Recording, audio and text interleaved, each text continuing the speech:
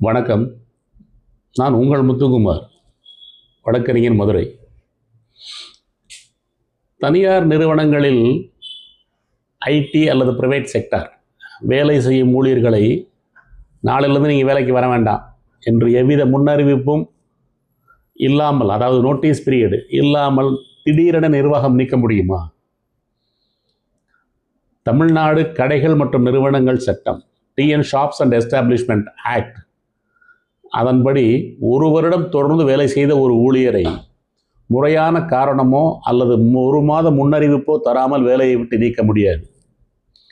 அப்படி அநியாயமாக நீக்கினால் உங்களுக்கு சேர வேண்டிய சம்பள நிலுவைத் தொகையையும் இழப்பீட்டையும் அவர்கள் வழங்க வேண்டும்.